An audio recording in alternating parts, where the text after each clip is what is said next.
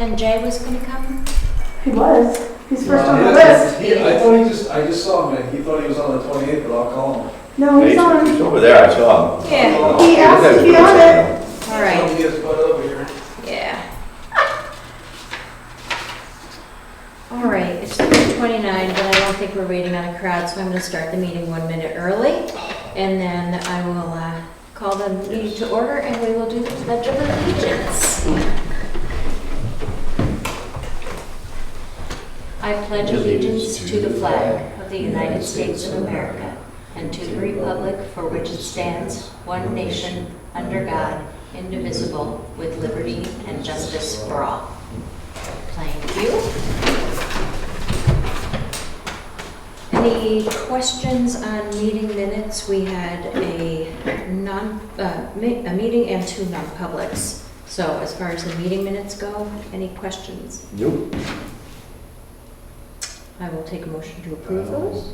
Make a motion to approve May 24th minutes. And I will second that. All in favor? Aye.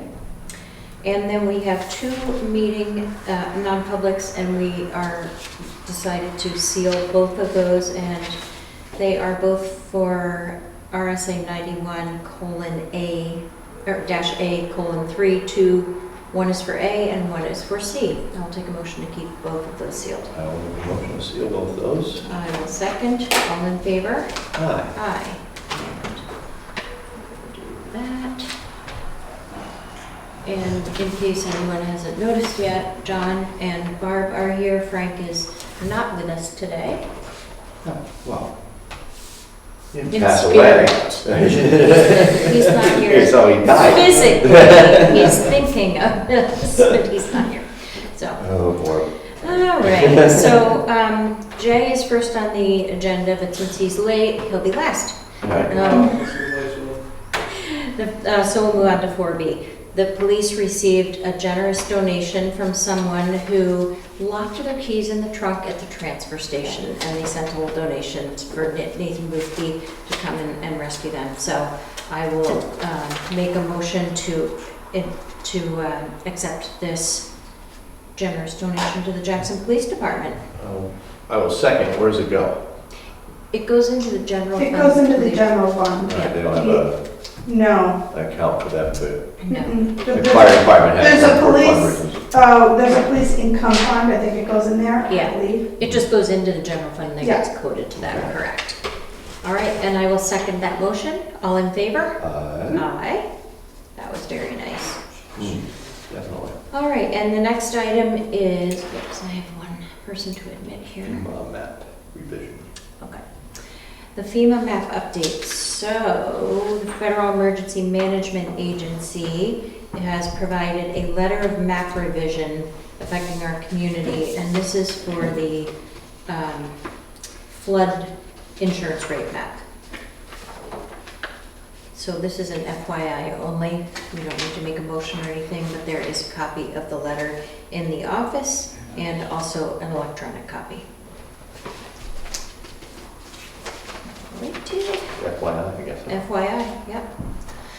The next is a withdrawal request for the trustees of the trust funds, and they're requesting to withdraw $4,600 from the Fire Department Equipment Expendable Trust Fund, invoice 180478-00 for IPS Industrial Protection Services, LLC.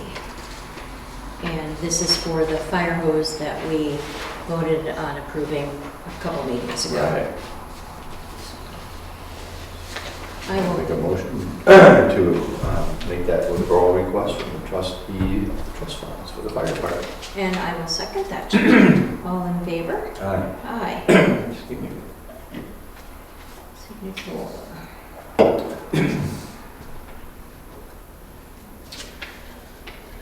All right, the next is information from an inspection that was done on the solar panels and all of the solar equipment at the highway garage, and there is in need of repairs that will be between $1,000 and $1,500. So I spoke to Diane at Revision Energy, and she let me know that it wasn't covered under warranty because it appears that someone had ran into the box. And so they did a little bit of a Band-Aid fixing it where they put some sealer in there, but it really should be fixed in the long term. So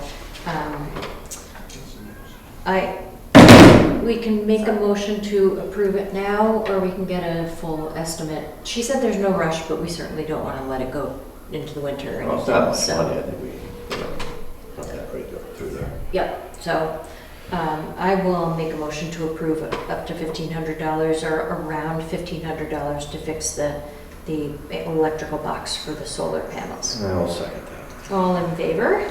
Aye. Aye. All right.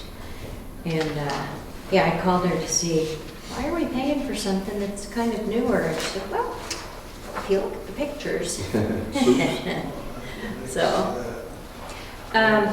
all right, the next is an intent to cut, and it is tax map R30 lot 15A on Dundee Road, and the acreage is 207 acres. And they're averaging more, they're gonna cut more than that, so. I'm done, Wow. you said. Yeah. Okay, so I will take a motion to approve that intent to cut. I'll make that motion. I will second. All in favor? Aye. Aye. And sign here.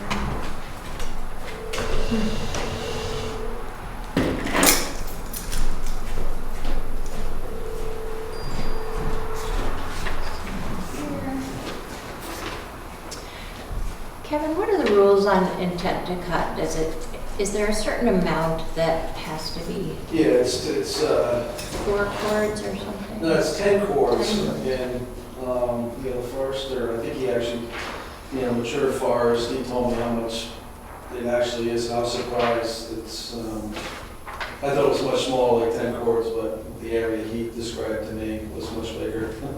So I think it was 10 cords, so it's 10 to cut. Because I thought, like even like a 1 acre lot, they go in there, they clear everything, it's not 10 cords, I'm like, really? Yeah. I can't believe that. Well, it's good, unless it's a very mature lot. I guess, Right, right, yeah. right. I mean, I cut down an oak tree one time, which was that big, and I almost got 2 cords out of it. Yeah. Yeah, it was one tree. So But I did, guess I all did it is- notice somebody that was doing a lot of clearing, and I don't remember seeing an intent to cut, but if, Yep, because I had questioned that before, and Yeah. actually we did send someone up to one of the lots, and he said they were going to tell us. Okay. So, yeah, this was a cleaning out more than a clearing, so yeah. it was done to, I guess, keep more of the live trees and take care of those better, but Right, yeah. anyway, okay, thank you for that. The next is an update from the DOT that our cherished covered bridge will be closed from June 20th through June 30th from 6 a.m. to 2:30 p.m., but it will be open on evenings after 2:30 and on the weekends during that What's the time. time again? 6 a.m. to 2:30, Monday through Friday, June 20th through the 30th. So they'll be repairing that damage and opening it on weekends.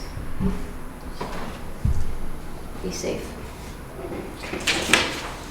And the next is also an FYI. We received a copy of a letter from the New Hampshire Inc., which is the New Hampshire, the Beautiful Board. New Hampshire the Beautiful Board voted on May 17th, 2022 to award the town of Bartlett a grant of $2,550 towards the purchase of 2 40-foot high cube units, which are for the transfer station. So the reason why I'm reading it, even though it was given to Bartlett, is because it's being used for the transfer station. So that's a wonderful thing. Absolutely. All right. Facilities Committee, the next meeting is on June 29th. The time is changing from 4 o'clock to 2 p.m. It will be a scattered amount of people that are able to make it at 2 p.m. and Jen Anzaldi is going to be running that meeting and hopefully getting some updates on the moderator. So Hank, if you can make it at 2 o'clock Yep. instead of 4, that'll be perfect. I do that. And I'll get an agenda out, Julie, with between me and Jen before then. Okay, good. All right. Short-term rental permits. We have 3 today. The first one is for Michael and Nicole Comerford, and the property address is 609 New Hampshire Route 16. And this has been updated and is okay to approve. So I will take a motion to approve 609 New Hampshire Route 16. I will make a motion to approve 609, Route 16. And I will second that motion. All in favor? Aye. Aye. And that is... Aye, Bedrooms, huh? Big place. Yeah, big place. And the second one is for John and Lorraine Gately, and that is 180D Main Street in Jackson, New Hampshire. And all is well on this one, a 3-bedroom, sleep 6. And so I will take a motion, or let's see, I'll make a motion to approve 108D Main Street. I will second that. All in favor? Aye. Aye. I had the occasion to drive to Maine yesterday, and their primary is coming up, and they had all kinds of signs because they have a short-term rental ordinance on their ballot. So it was interesting that they're going through this a similar process. What town was that? It was all over Maine. All It over. was, so I don't even know what municipalities or areas or anything were included in that, but there were a lot of signs. A lot of signs. I didn't understand it because it said no short-term rental ordinance.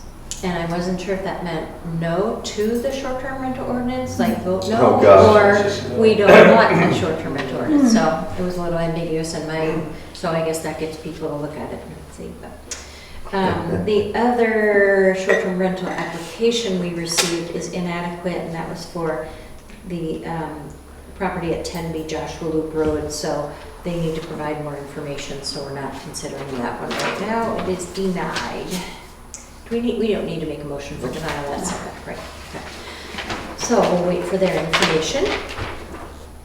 All right, there are so many new building permits. Anything interesting on there? Yeah, I think just a comment on, let me see which one it was here. I just saw it. It was Hold on number one second. 46, was it? There was one with, they put all the windows in the house. 60 Juniper Way, Kennedy. Yeah, 68 Juniper. Yeah, number Right. 4. So anyway, the original windows were probably bigger than the newer windows, actually. And actually, when the window company was there, I stopped by and I asked the head installer, I asked, oh, are you guys making the bedroom windows any bigger? And he goes, oh, we're just putting in what they ordered. You know, he didn't even know anything about US windows. I'm like, really? And the other 2 guys with him didn't either, and they were just like, you know, we were just hired from a big company to build these windows in. So I actually ran into the homeowner a couple days after that, and I mentioned that, you know, about the egress. The first question I asked her was, if you're not going to do short-term rentals, you can replace a window for a window. But I highly suggest to put an egress window in.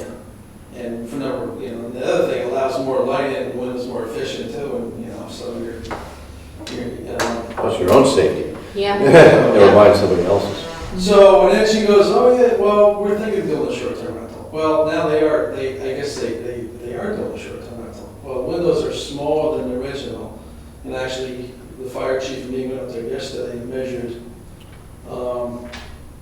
actually the windows, because I have a permit now, so it allows us to be on my property and everything else, and sure enough, they don't even meet the minimum requirements that the fire marshal puts out in their bulletin, in the fire code, and also in the building code.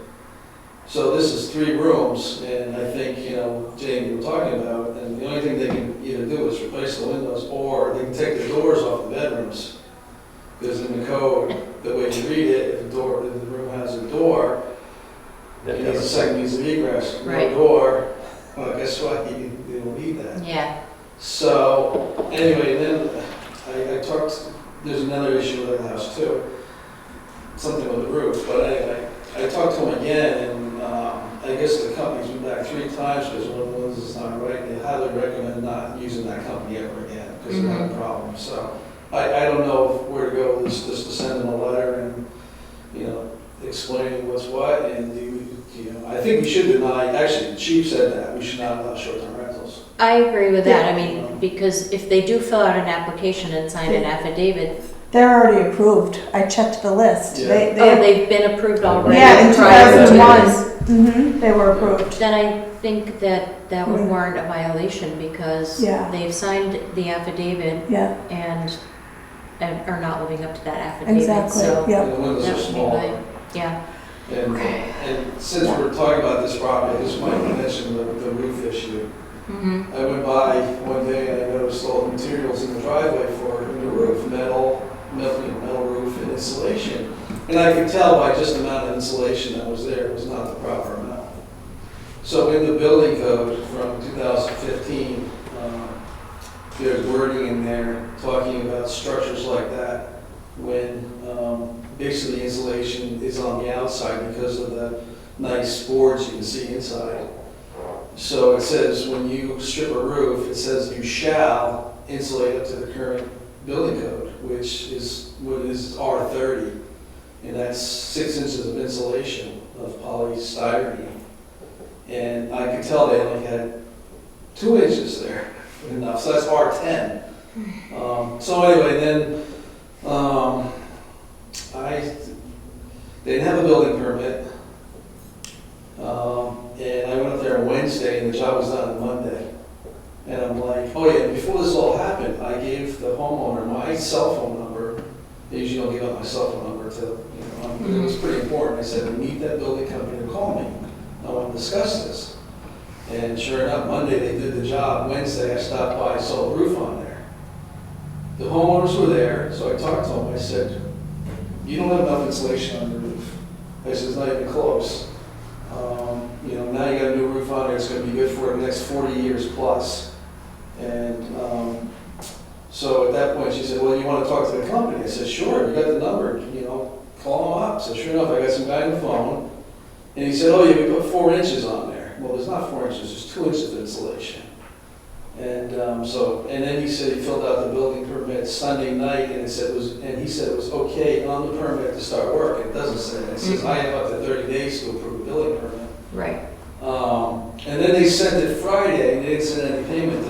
Page 5 of all the pages, there's no payment page. So I talked to him yesterday, and I think it was one of the representatives from the company. It's a big company down in Concord, and we got to the point like, what do you want to do? Well, I think at this point, and I asked the homeowners this, I said, do you still owe the company money, for the last payment? They said, yeah. I said, well, it's basically probably a civil matter, and you guys can fight it out, but, I don't know, for us to try to enforce them to, put the right amount of insulation at this point, I don't know what to do. Yeah. It sounds like there are 2 issues. First is the egress issue, which since they are already a short-term rental, I think that warrants a violation. Mm-hmm. The fact that they are not up to code on their insulation is a second violation as a fire hazard, correct? Or is that just insulation? That would be a building code. So that's not a shorter rental Yeah. issue at all, and that's a building code issue. With no permit, basically, like I said, they filled it out Sunday night, thinking they'd work Monday morning, and not notified me. Yeah. So I'd like to make a motion to file a violation against the short-term rental conditional use permit for the improper egress. I'll second that. All in favor? Aye. Aye. I would then like to talk to our attorney and see what we should do on the second Yeah. issue with the building permit and or no building permit and the improper building code regulations being followed. Because I think you would have to bring it up to code. I would think so.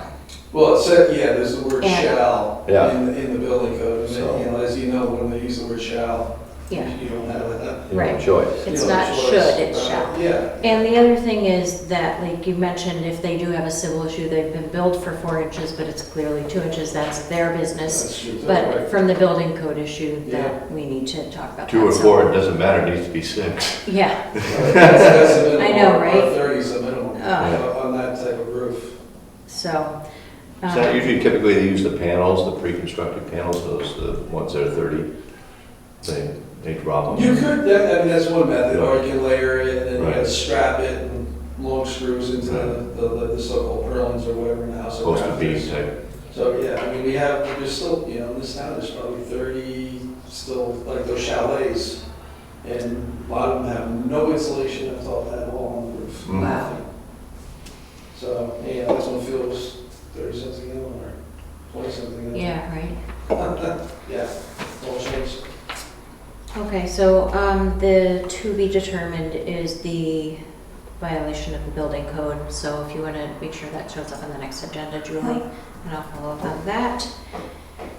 Thanks, Kevin. Anything else? I guess I emailed Julie about a house yesterday, and I don't know if she did we find out that house wasn't registered? I don't think it does have one. Yeah, I don't think so. There's no, I guess I tried to get a house number, there's no house number on the Yeah. property. Yeah.